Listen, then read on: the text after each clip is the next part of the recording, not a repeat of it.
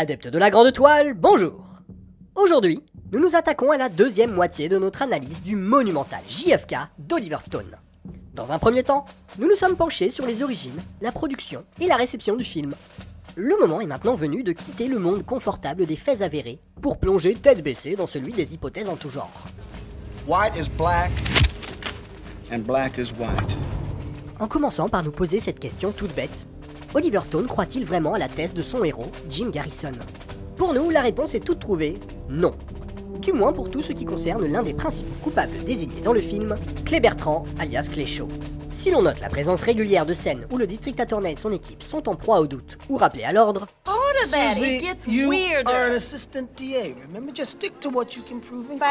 c'est surtout la séquence finale du procès qui enfonce le clou.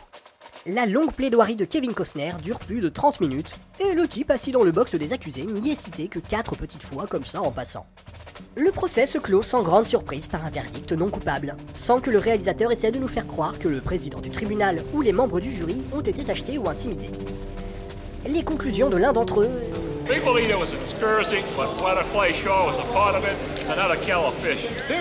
sont peu ou prou les mêmes que celles du spectateur, qui a bien du mal pendant tout le film à faire le lien entre l'assassinat du siècle et quelques allumés d'extrême droite qui gueulent contre la politique de Kennedy autour d'une tequila.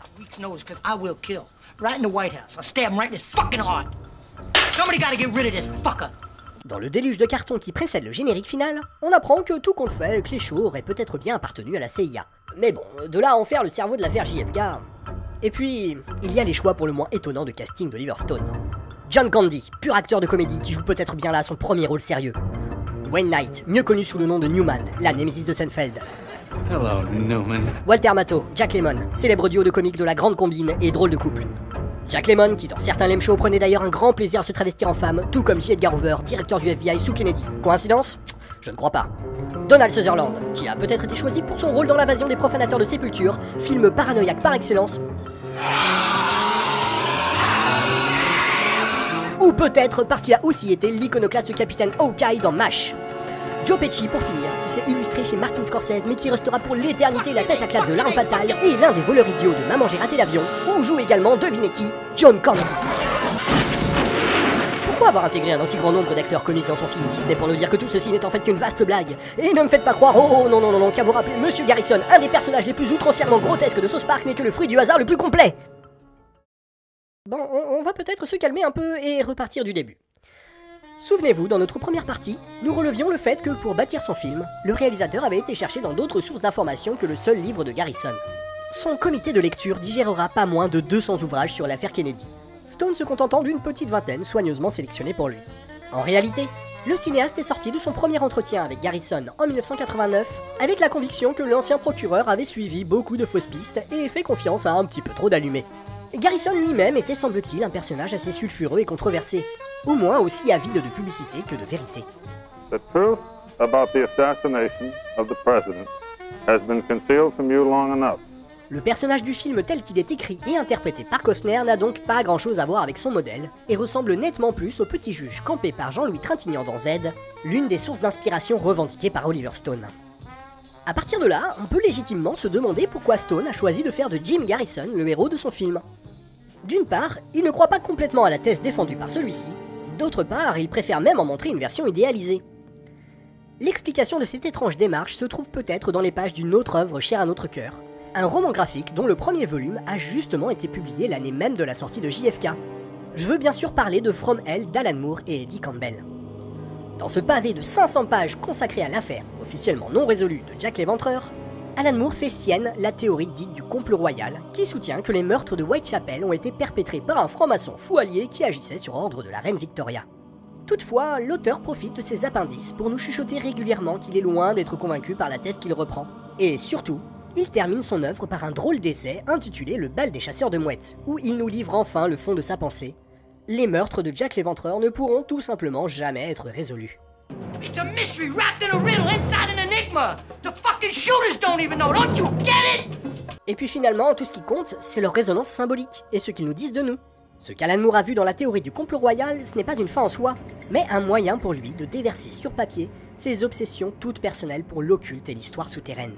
Des obsessions qui s'expriment tout particulièrement dans un chapitre absolument fascinant de From Hell. Pas très éloigné d'ailleurs de la scène de JFK, où Jim Garrison emmène ses deux assistants pour une promenade dans le quartier du renseignement de la Nouvelle-Orléans et leur fait des révélations perturbantes. Lou, we are standing in the heart of the United States government's intelligence community here in New Orleans. That's the FBI there, all right? That's the CIA. That's the Secret Service. That's the ONI. Now, doesn't this seem to you a rather strange place for a communist to spend his spare time? What you driving at, boss? We're going back into the case, Lou. Et si on part du principe qu'Oliver Stone ne croit pas non plus à la thèse qu'il met pourtant en lumière, la vraie question est alors de savoir pourquoi. Pourquoi se baser justement sur la théorie de Garrison? Que peut-elle bien apporter à son moulin? Une phrase du réalisateur sortie de sa biographie pourrait faire figure de parfaite note d'intention à son film. Pour combattre un mythe, il vous faut en créer un autre, un contre-mythe. Le mythe dont il parle, ce sont les conclusions de la commission Warren, que le réalisateur qualifie également de fiction ou encore de lavage de cerveau. Those of us who'd been in secret ops since the beginning knew the Warren Commission was fiction.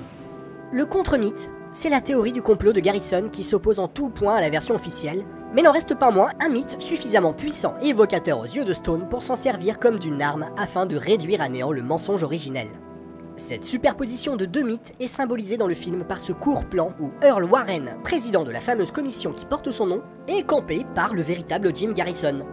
L'utilisation du célèbre film d'Abraham Zapruder est également assez révélatrice de la démarche tout en paradoxe de Stone, qui dénonce les manipulations du gouvernement tout en faisant lui-même preuve de manipulation. To the left. Back and to the left. Back and to the left. Back and to the left.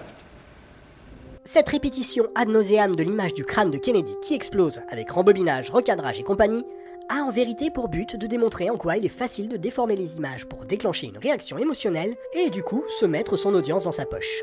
Et c'est là où les accusations de falsification de l'histoire adressées à Oliver Stone à la sortie du film trouvent leurs limites. En pointant du doigt ces petits arrangements avec les faits, on pourrait même dire que la presse américaine l'aide à mieux transmettre son véritable message, à savoir, ne me croyez pas forcément, mais surtout ne les croyez pas eux. Néanmoins, s'il y a bien un pan de la théorie de Garrison que le cinéaste semble cautionner à 100%, c'est le pont qu'il dresse entre la mort de Kennedy et la guerre du Vietnam, avec le rôle en coulisses du fameux complexe militaro-industriel, qui n'est sûrement pas cité pour rien dès la première minute du film, avec le discours d'adieu d'Eisenhower. The what's that now? Jesus, Mary and Joseph. Ike's farewell address, the military-industrial complex. Wheels inside wheels, special interest. Quand on connaît un peu le parcours personnel d'Oliver Stone, il n'est pas compliqué de comprendre en quoi ce point précis du livre On the Trail of the Assassins a pu l'interpeller à sa lecture et déclencher dans la foulée la mise en route d'un processus créatif. En 1967, tout juste âgé de 21 ans, le réalisateur s'est en effet engagé volontairement dans les forces armées américaines, intégrant la 25e division d'infanterie puis la 1re division de cavalerie. Il sera blessé 2 fois et reviendra au pays au bout d'1 an et demi, décoré de la prestigieuse Purple Heart, mais changé à jamais. Stone avouera pudiquement en interview avoir tué des hommes au cours de son service. Son expérience vietnamienne a tout particulièrement nourri le film Platoon, que l'on peut qualifier de semi-autobiographique. Et autant vous dire qu'il ne compte pas parmi les films les plus fun du monde. De la guerre du Vietnam, il en est largement question dans la longue séquence centrale à Washington, où le mystérieux informateur campé par Donald Sutherland élargit considérablement le champ de vision de Garrison et lui révèle le vrai mobile de l'assassinat de Kennedy. Lyndon Johnson signs National Security Memo 273, which essentially reverses Kennedy's new withdrawal policy and gives a green light to covert action against North Vietnam, which provoked the Gulf of Tonkin incident. Just get me elected. I'll give you your damn war. In that document lay the Vietnam War. On est en droit de supposer que les 14 pages de dialogue confiées à Sutherland ne s'inspirent que très partiellement du livre de Garrison, et sont surtout le fruit des recherches personnelles menées par Stone sur ce sujet, qui résonnent en lui de façon très intime. Le Vietnam revient à nouveau sur le devant de la scène dans les dernières minutes de la plaidoirie de Garrison. I submit to you that what took place on November 22nd, 1963 was a coup d'etat. Its most direct and tragic result was the reversal of President Kennedy's commitment to withdraw from Vietnam. C'est la première fois en 3 heures de film que le personnage, présenté jusque-là comme un chercheur appliqué et tenace de la vérité, laisse transparaître de l'émotion, manquant même de finir son speech en larmes. Et c'est le moment où on commence à se demander si c'est Jim Garrison qui parle, ou bien Oliver Stone. Et c'est aussi le moment où le réalisateur choisit de rompre une des règles sacrées de la grammaire cinématographique. Regardez, ici. Ça dépend de vous, et regard caméra. Ça dépend de vous, et regard caméra. Ça dépend de vous, et regard caméra. Bien évidemment, par ce biais-là, c'est au spectateur que s'adresse Oliver Stone à travers Jim Garrison.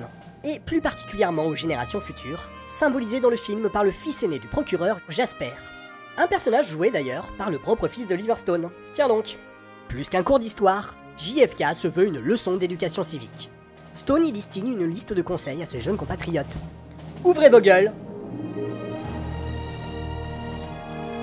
Renseignez-vous, remuez la merde. I can give you the background.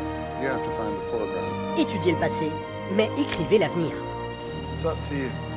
Restez vigilants, méfiez-vous des manipulations, des propagandes et des mythes d'où qu'ils viennent.